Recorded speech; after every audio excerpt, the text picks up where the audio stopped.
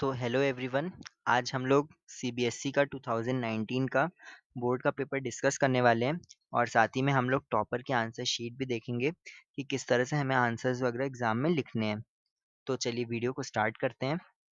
तो सबसे पहले मैं आपको कुछ टिप्स देना चाहूँगा जिससे कि आपका पेपर आप अच्छा कर सकें।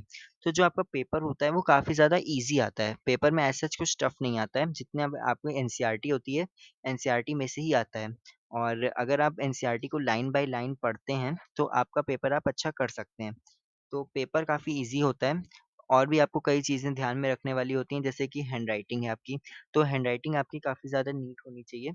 क्योंकि हैंडराइटिंग अगर नीट होगी तो जो एग्ज़ामिनर होगा उसको आंसर्स आपके सही से समझ में आएँगे, जिससे कि वो मार्किंग अच्छे से कर पाएँगे। तो हैंडराइटिंग का भी काफ़ी ज़्यादा अच्छा इम्पैक्ट पड़ता है एग्ज़ामिनर पे। थर्ड है अंडरलाइनिंग द इम्पोर्टेंट लाइन्स। तो जो आपको इम्पोर्टेंट लगे लाइन्स आपके क्वेश्चन में, जो कीवर्ड्स हों उनको आपको अंडरलाइन करना है, जिससे कि क्या होगा कि जो एग्ज़ामिनर होगा उसका ध्यान उसकी तरफ जाएगा और वो आपको मार्क्स दे देगा। फोर्थ है डायग्राम्स एंड रिएक्शंस। तो जो डायग्राम्स और रिएक्शंस आपसे क्वेश्चन में पूछे जाएँ वो तो आपको बनाने ही बनाने हैं। प्लस साथ में अगर आपसे डायग्राम्स और रिएक्शन नहीं भी पूछे गए हैं किसी क्वेश्चन में, तो अगर आप ट्राई करें कि कहीं पे डायग्राम वगैरह पॉसिबल हो तो आप उसको भी बना सकते हैं। फिर है हाइलाइट द इम्पोर्टेंट पॉइंट्स। तो जितने भी इम्पोर्टेंट पॉइंट्स आपको लगें आपको उन्हें हाइलाइट करना है, ताकि आपका आंसर जो है एक्सप्लेनेटरी बन जाए काफ़ी।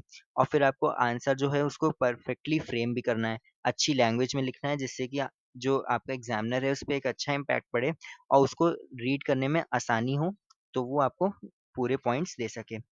अब हम लोग 2019 का पेपर डिस्कस करते हैं कि क्या-क्या क्वेश्चन आए थे और क्या-क्या आंसर्स टॉपर ने लिखे थे और किस तरह से हमें भी लिखने हैं, तो उनको हम लोग डिस्कस करते हैं। तो सबसे पहला क्वेश्चन पूछा गया था, what is the SI unit of potential difference? तो सबसे पहले क्वेश्चन में आपसे पोटेंशियल डिफरेंस का एसआई यूनिट पूछा था और वोल्टमीटर पूछा था कि क्या होता है। तो सबसे पहले इन्होंने एसआई यूनिट लिखी थी पोटेंशियल डिफरेंस की, वोल्ट। और फिर उसके बाद इन्होंने ये भी लिखा था कि किसके ऑनर में दी गई थी, एलेसैंड्रो वोल्टा। तो वो इन्होंने पूरा डिफाइन किया था अच्छे से। फिर उसके बाद इन्होंने एक स्पेस देके फिर वोल्टमीटर के बारे में लिखा पूरा, जिससे कि इनका आंसर और भी नीट बन गया और एक्सप्लेनेटरी भी बन गया। और इन्होंने वोल्टमीटर, एलेसैंड्रो वोल्टा और वोल्ट्स ये सब चीज़ें इन्होंने अंडरलाइन भी की, जिससे कि इनको इसमें फुल मार्क्स मिल गए। सेकंड क्वेश्चन था आपका, what is a good fuel? तो गुड फ्यूल के बारे में पूछा गया था। इसमें इन्होंने 4 या 5 पॉइंट्स लिखे हैं गुड फ्यूल के एक्सप्लेनेशन के लिए, और इन्होंने जो इम्पोर्टेंट पॉइंट्स हैं उनको हाइलाइट भी किया, जैसे high calorific value, moderate ignition temperature, easy to use, ये सब चीज़ें उन्होंने अंडरलाइन भी की है। फिर थर्ड क्वेश्चन है, draw label diagram to show the path of a reflected ray. तो इसमें इन्होंने रिफ्लेक्टेड रे के एक डायग्राम बनाया सबसे पहले इन्होंने। उसमें इन्होंने रिफ्लेक्टेड रे दिखाई, इंसिडेंट रे दिखाई, नॉर्मल दिखाया और साथ में इन्होंने हर चीज़ लेबल भी की। एंगल आई, एंगल आर, हर एक चीज़ इन्होंने बताई और काफ़ी नीट डायग्राम बनाया, और हर चीज़ इन्होंने अंडरलाइन भी की, जो भी इन्होंने एक्सप्लेनेशन लिखा उसमें भी। और इसी से ओवरऑल इनको फुल मार्क्स इस क्वेश्चन में भी मिल गए। फिर फोर्थ था इनका, what are magnetic field lines and state their characteristics. तो इसमें इनको मैग्नेटिक फील्ड लाइन्स के बारे में पूछा गया था और उसकी कैरेक्टरिस्टिक्स के बारे में पूछा गया था। सबसे पहले इन्होंने मैग्नेटिक फील्ड लाइन्स के बारे में लिखा कि मैग्नेटिक फील्ड लाइन्स क्या होती हैं। फिर उसके बाद इन्होंने 4 या 5 पॉइंट में उसकी कैरेक्टरिस्टिक्स को डिफाइन कर दिया। फिर उसके बाद फिफ्थ क्वेश्चन था, sodium hydrogen carbonate is a basic salt, ये आपको एक्सप्लेन करना था। तो सबसे पहले इन्होंने ब्राइन के बारे में लिखा कि ब्राइन क्या होता है, फिर उसके बाद इन्होंने वाटर की स्प्लिटिंग की रिएक्शन लिखी। हर जगह इन्होंने ट्राई किया है कि रिएक्शन लिखें, ताकि इनको फुल से फुल मार्क्स मिल सकें। फिर उसके बाद इन्होंने सीएल आयंस की जो रिएक्शन होती है कैथोड एनोड पे, वो इन्होंने दिखाई और ओवरऑल इनको फुल मार्क्स मिल गए। फिर सिक्स्थ क्वेश्चन जो था उसमें फिजिक्स का एक न्यूमेरिकल आया था, जिसमें यू और एच डैश बताना था। तो इन्होंने सबसे पहले मिरर फॉर्मूला लिखा, फिर उसके बाद इस क्वेश्चन को किया। यहाँ पे इन्होंने कहीं पे भी रफ वर्क नहीं किया, जिससे इनका जो आंसर था वो नीट लगा, और जितने भी आंसर थे उसको उन्होंने बॉक्स में कर दिया, जिससे कि और भी नीट लगे और इनको फुल मार्क्स मिल गए। और इसके बाद इन्होंने इसमें एक डायग्राम भी बनाया है। फिर सेवेंथ क्वेश्चन था, state Maxwell right hand thumb rule. तो इसमें मैक्सवेल का राइट हैंड थंब रूल बताना था। तो इसमें इन्होंने हर एक चीज़ अंडरलाइन की है। मैक्सवेल का राइट हैंड थंब रूल का एक डायग्राम भी इन्होंने बनाया, जिसमें करंट की डायरेक्शन वगैरह भी दिखाई है इन्होंने। तो इसमें भी इनको फुल मार्क्स मिल गए। फिर 8th क्वेश्चन में पूछा गया था, an ore gives smell of rotten eggs, how will you extract pure metal from its core? तो सबसे पहले इन्होंने लिखा, smell of rotten eggs is usually produced by sulphur, और सल्फर को उन्होंने अंडरलाइन भी कर दिया, जिससे कि इन एग्जामिनर पे एक अच्छा इम्पैक्ट पड़ा। और फिर उसके बाद इन्होंने ओर की जो एक्सट्रैक्शन है उसका पूरा प्रोसेस लिख दिया रिएक्शंस के साथ, जिससे इनको फुल मार्क्स मिल गए। फिर 9th था hots question from chemical changes and equation. तो एक हॉट्स क्वेश्चन पूछा गया था केमिकल चेंजेस एंड इक्वेशन में से कॉपर और ऑक्सीजन की रिएक्शन के ऊपर। तो यहाँ पे इन्होंने हर एक पार्ट का आंसर भी किया और साथ में रिएक्शन भी प्रॉपर इन्होंने लिखी है, जिससे इनको फुल मार्क्स मिल गया।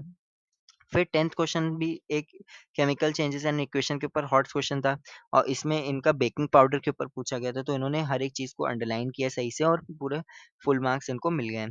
तो यहाँ पे एक चीज़ और नोट करने वाली है आपकी कि जो chemical changes and equations chapter है, वहाँ से आपके हॉट्स क्वेश्चन काफ़ी ज़्यादा आते हैं। तो अगर आप उनको प्रैक्टिस करते हैं हॉट्स क्वेश्चन, तो आपको काफ़ी ज़्यादा बेनिफिट होगा।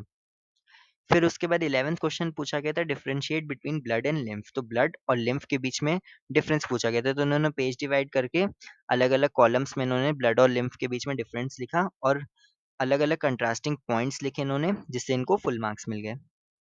फिर 12th क्वेश्चन में पूछा गया था draw structure of a neuron और फिर उसके बाद हॉट्स क्वेश्चन पूछे गए थे इसके ऊपर। तो सबसे पहले तो उन्होंने न्यूरॉन का डायग्राम बनाया और उसमें dendrites, nucleus, cell body, medullary sheath, axon, nerve ending, synapse, ये सब चीज़ें उन्होंने अंडरलाइन की, सॉरी लेबल की। और फिर उसके बाद इन्होंने जो भी इनका हॉट्स क्वेश्चन थे उसमें काफ़ी ज़्यादा अच्छे से अंडरलाइन करके नीटनेस के साथ इन्होंने लिखा, जिससे इस क्वेश्चन में भी इनको फुल मार्क्स मिले। फिर उसके बाद 13 क्वेश्चन पॉपुलेशन ऑफ ऑर्गेनिजम्स के ऊपर थी, जिस पे 4 या 5 पॉइंट्स पूछे गए थे। तो उस हिसाब से इन्होंने ज़्यादा ही थोड़े करके लिखा है, जिससे कि इनको फुल मार्क्स मिले। फिर 14 क्वेश्चन था describe food chain and explain flow of energy in a food chain. तो फूड चेन के बारे में पूछा था और फूड चेन में किस तरह से फ्लो ऑफ एनर्जी होता है ये पूछा था। तो सबसे पहले इन्होंने तो फूड चेन की डेफिनेशन लिखी, किस तरह से फूड चेन क्या होती है। फिर उसके बाद एक इन्होंने एग्जाम्पल लिखा फूड चेन का, जिसमें इन्होंने एक छोटा सा फ्लो चार्ट बनाया और उससे एनर्जी का ट्रांसफर दिखाया। फिर उसके बाद इन्होंने लिखा फ्लो ऑफ एनर्जी क्या होता है और किस तरह से फ्लो ऑफ एनर्जी होता है, उसके भी इन्होंने एग्जाम्पल दिया। फिर एक डायग्राम बनाया, जिससे इनको फुल मार्क्स मिल गए। फिर 15 क्वेश्चन जनरल एनवायरमेंटल साइंस का एक क्वेश्चन पूछा गया था कि किस तरह से हम लोग पॉल्यूशन वगैरह को रोक सकते हैं, कंजम्पशन रोक सकते हैं हम लोग एनर्जी का। तो वो आप लोग को बहुत ही जनरल सा क्वेश्चन था, तो वो इनसे पूछा गया था। तो इसमें भी इन्होंने अंडरलाइन किया है, हर चीज़ को हाईलाइट किया है, तो इनको फुल मार्क्स मिल गए। फिर 16 क्वेश्चन जहाँ से आपका सेक्शन डी स्टार्ट हो जाता है, वहाँ पे लाइट का एक न्यूमेरिकल पूछा गया था। और वैसे भी सेक्शन डी में आपको लॉन्ग आंसर्स लिखने होते हैं, तो और ये 5 मार्क्स के होते हैं। तो लाइट का जो न्यूमेरिकल था उसमें आपका वी पूछा गया था और एच डैश पूछा गया था। तो सबसे पहले इन्होंने यहाँ पे लेंस फार्मूला लिखा है, फिर उसके बाद आगे इन्होंने पूरे न्यूमेरिकल को सॉल्व किया है बिना किसी रफ वर्क के साथ, तो इनको उसमें फुल मार्क्स मिल गए हैं। फिर 17th इलेक्ट्रिसिटी के ऊपर एक न्यूमेरिकल था, वहाँ पे रेजिस्टेंस इनको निकालनी थी। तो सबसे पहले तो इन्होंने डायग्राम बनाया पूरा, फिर उसके बाद रेजिस्टेंस और करंट और वोल्टेज और पावर ये सब चीज़ें इन्होंने कैलकुलेट की हैं और हर एक चीज़ को सही से साफ हैंडराइटिंग में इन्होंने लिखा भी है। फिर क्वेश्चन नंबर 18 था reasoning part wise question on carbon and its compound. तो क्वेश्चन नंबर 18 में कार्बन एंड इट्स कंपाउंड्स के ऊपर एक रीजनिंग का क्वेश्चन पूछा गया था, जिसमें इन्होंने 4 से 5 पॉइंट्स लिखे हैं और हर एक चीज़ एक्सप्लेन की। इन्होंने कार्बन की टेट्रावेलेंसी, कोवलेंट बॉन्ड्स वगैरह के बारे में इन्होंने पूरा अच्छी तरह से एक्सप्लेन किया है, जिससे कि इनको फुल मार्क्स मिले हैं। और यहाँ पे इन्होंने बेंजीन का एक स्ट्रक्चर बनाया है, बेंजीन का स्ट्रक्चर इन्होंने काफ़ी स्पेसिंग दे के बनाया है, जिससे कि ये अट्रैक्टिव लगे, तो इससे इनको फुल मार्क्स मिले हैं।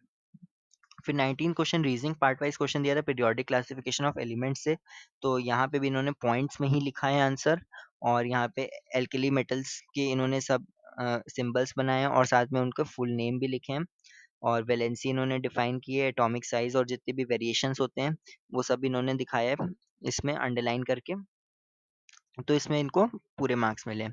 फिर 20th क्वेश्चन में होमोलॉगस एंड एनालॉगस ऑर्गन्स के बारे में पूछा है। तो उन्होंने हम पहले एग्जांपल्स दिए कि किस तरह से होमोलॉगस ऑर्गन्स होते हैं और एनालॉगस ऑर्गन्स होते हैं और इन्होंने उसमें सिमिलैरिटीज दिखाई हैं और साथ में डिफरेंसेस भी इन्होंने बताया कि होमोलॉगस और एनालॉगस ऑर्गन्स में जो जो सिमिलैरिटीज और डिफरेंसेस होते हैं उनको भी इन्होंने अंडरलाइन करके लिखा है पूरा और इसमें इनको पूरे मार्क्स मिले हैं। फिर उसके बाद क्वेश्चन नंबर 21 में ओवरी का डायग्राम पूछा गया था और एसटीडीज के ऊपर क्वेश्चन पूछा गया था। तो यहाँ पे इन्होंने ओवरी का काफ़ी एक अच्छा सा नीट डायग्राम बनाया है, जहाँ पे इन्होंने हर एक चीज़ को लेबल किया है, 1 2 मतलब नंबर्स भी डाले हैं यहाँ पे हर एक चीज़ में और पूरा प्रोसेस इन्होंने एक्सप्लेन किया है। और फिर उसके बाद एसटीडीज के ऊपर जो क्वेश्चन दिए थे उसमें भी इन्होंने पार्ट वाइज पूरा लिखा है और इनको फुल मार्क्स मिले हैं। फिर 22 से आपके प्रैक्टिकल बेस्ड क्वेश्चन स्टार्ट हो जाते हैं, सेक्शन ई स्टार्ट हो जाता है। तो पहला जो 22 क्वेश्चन पूछा गया था उसमें बडिंग के ऊपर पूछा गया था, हाइड्रा की। तो इन्होंने हाइड्रा के पूरे डायग्राम बनाए, उसको लेबल करके सारे प्रोसेस डायग्राम से ही एक्सप्लेन किए इन्होंने। तो इसमें इनको पूरे 2 मार्क्स मिले हैं। फिर 23rd क्वेश्चन भी आपको बायोलॉजी के प्रैक्टिकल से ही आया था। फिर 24th क्वेश्चन जो था आपका वो केमिस्ट्री के प्रैक्टिकल से आया था साथ में, जिसमें आपको रिएक्शंस वगैरह पूरी लिखनी थी। तो यहाँ पे इन्होंने पूरी रिएक्शंस को एक्सप्लेन करके लिखा है, और कौन-सी चीज़ क्या है वो भी इन्होंने लिखी है। जैसे CaOH का होल्ड ट्वाइस लाइम वाटर इन्होंने लिखा है, और किस स्टेट में एक्वस स्टेट, ये सब चीज़ें भी काफ़ी ज़्यादा मैटर करती हैं आपके मार्क्स के लिए। तो 25th क्वेश्चन भी केमिस्ट्री का ही पूछा गया था, जिसमें FeSO4 और Zn की डिस्प्लेसमेंट रिएक्शन आपको दिखानी थी। तो यहाँ पे उन्होंने रिएक्शन पहले लिखी है, फिर उसके बाद पूरा प्रोसेस लिखा है कि क्यों कलर चेंज हो जाता है ग्रीन कलर से। अब उसके बाद फिर क्वेश्चन नंबर 26 जो है उसमें फिजिक्स का आपका पूछा गया है, क्वेश्चन नंबर 26 जिसमें नेचर ऑफ इमेज पूछी गई थी, और कितने डिस्टेंस पे बनेगी। तो वो इन्होंने यहाँ पे लिखा हुआ है पूरा एक्सप्लेन करके, अंडरलाइन करके। तो इसमें भी इनको पूरे 2 मार्क्स मिले हैं, फुल मार्क्स मिले हैं। फिर 27 जो कि लास्ट क्वेश्चन था, उसमें इनको आई और वी का जो ग्राफ प्लॉट करना था, इन्होंने काफ़ी नीट ग्राफ बनाया, और यहाँ पे इन्होंने पूरा अ, सब लिखा है कि किस ओम्स लॉ से ये सब पूरा बेस्ड है। पूरा इन्होंने यहाँ पे बताया कि स्लोप जो होता है वो रेजिस्टेंस देता है, और यहाँ पे इन्होंने रेजिस्टेंस को कैलकुलेट भी किया है। तो ओवरऑल यहाँ पे आपको मैं यही बताना चाहूँगा कि जो पेपर होता है वो काफ़ी ज़्यादा आसान आता है। आप लोग जितने मॉडल पेपर वगैरह सॉल्व करेंगे उसमें आप लोग अगर सॉल्व करेंगे तो ज़्यादातर जो क्वेश्चंस होंगे वो एनसीईआरटी बेस्ड होंगे। जितने भी आप प्रीवियस ईयर के पेपर उठा के देख लीजिए, तो उसमें सब एनसीईआरटी से बेस्ड क्वेश्चन होते हैं। तो ओवरऑल आपको यही ध्यान रखना है कि आपको एनसीईआरटी से ही पढ़ना है। तो आज की वीडियो के लिए इतना ही। Thank you.